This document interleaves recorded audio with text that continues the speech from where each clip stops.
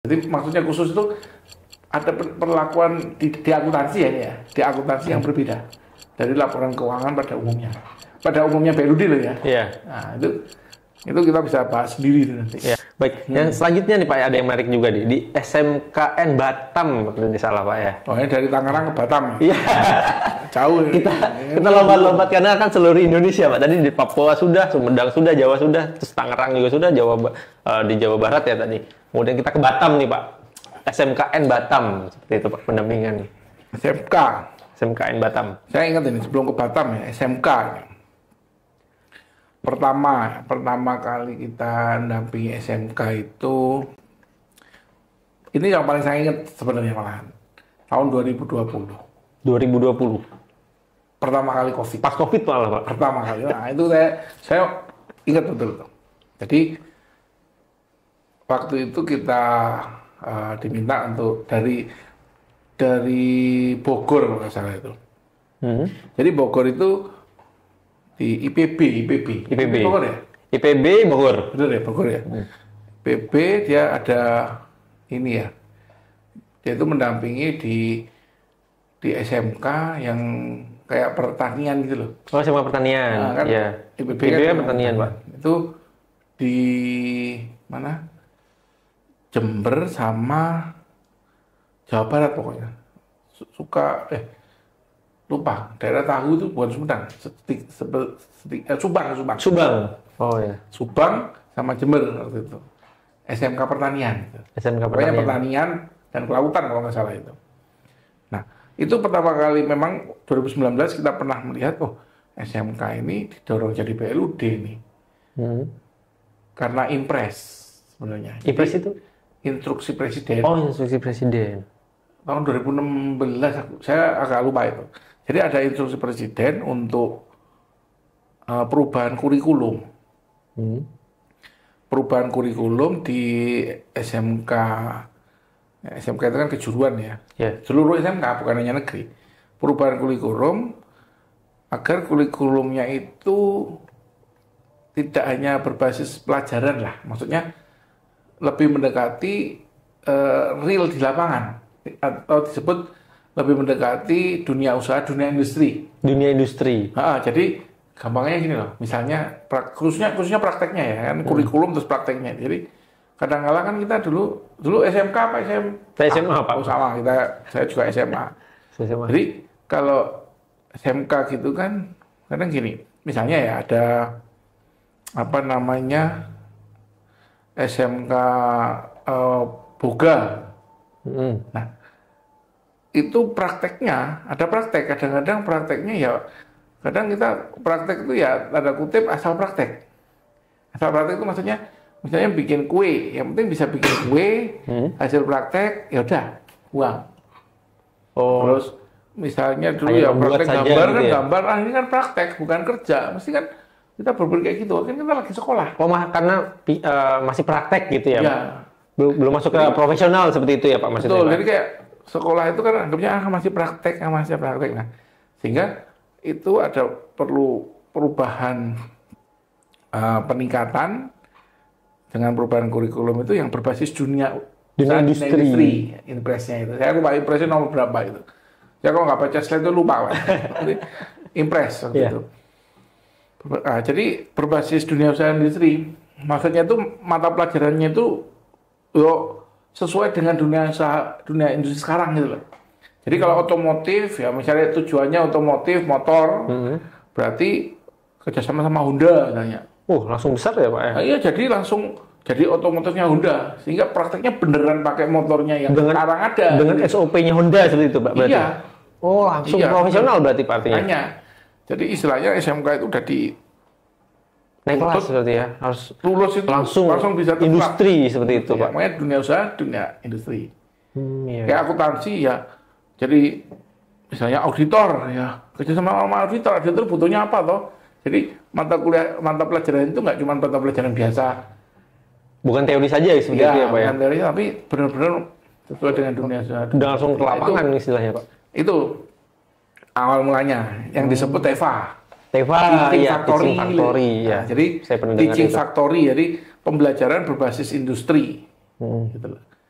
Nah, tuntutannya banyak gurunya harus bisa juga dan sebagai kerjasama dan sebagainya. Loh, kenapa terus mereka harus PLUD? Nah, ini yang menarik. Nah, itu Pak. Bagaimana itu? 2019-an itu mulai didorong. 2019.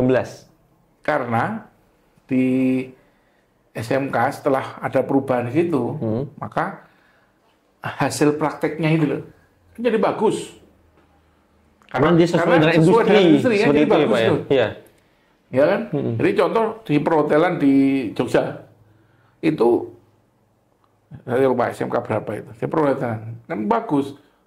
Orang nginep di situ. Nah, terus misalnya hasil makanan. Nah, ini yang tadi tak cerita di Subang itu. Ke sana dia pertanian, mereka punya praktek ayam petelur. Ayam telur. Jadi bagaimana mengelola ayam supaya dia berproduksi telur yang baik. Dan bisa dijual. Ya, ilmunya nggak sembarang di ini kan. Iya. Itu dilatih kan memang. Nah, dia punya peternakan. Iya, peternakan. Kan prakteknya di situ. Nah, karena prakteknya bagus, nah, telurnya kan bagus itu. Nah, terus masa dibuang hasil prakteknya? Iya, dijual lah sih ya. Nah, dimanfaatkan. Dijual lah. Dijual. Tanda kutip dijual. Iya. Nah, karena dijual, ada uang. Ada transaksi. Ada transaksi. Iya. Nah, disinilah yang menimbulkan masalah transaksinya. Oh iya, karena UP itu tidak boleh. Tidak boleh ngolah. Iya kan harus ada, ya kita tahu kalau mentransaksikan sesuatu harus ada tarif. Harus ada tarif, betul. Tarif harus perda. Perda tarif. Nah, ini jualan telur SMK, nggak ada di perda. Ya masalah. Jadi temuan di situ. Bisa jadi temuan. Bisa jadi temuan. Terus hasilnya, uangnya kemana? Karena harus disetor ke negara. Ke Kasda ya? Harus disetor ke negara melalui Kasda. Untuk operasional berikutnya minta melalui RKA. Ya kan? Iya, betul. Nah, itu jadi masalah. Dipakai langsung nggak boleh. Malah jadi melanggar aturan keuangan. Nah, karena aset negara ya, Pak. Betul, ya? karena segala sesuatu yang menggunakan aset negara, itu hasilnya harus dikembalikan dulu ke negara. Nah, di situ problem. Jadi semakin bagus SMK, semakin gede hasil, semakin banyak transaksi, semakin bermasalah di keuangan. Di keuangan malah. Karena tidak melalui prosedur keuangan negara. Karena udah diatur di PP, udah diatur di Permen, dan udah diatur di Kemendagri. Nah itu kalau SMK ini agak panjang lah sini. Panjang ya. Ada latar belakang yang khusus. Nah itu kita benar-benar mendalami itu memang 2020 itu. 2020. Nah, saya ingat kenapa saya ingat Januari COVID itu kan Maret itu masuk Indonesia. Tapi kan sebelumnya di negara-negara udah mulai ya. Iya. Nah itu pas sampai Subang itu kebetulan saya sakit di sana. Malah sakit, Pak? Mirip dengan kondisi COVID. Tapi belum terdeteksi ya, nggak tahu itu COVID. Mirip. Itu pengalaman pertama di Subang.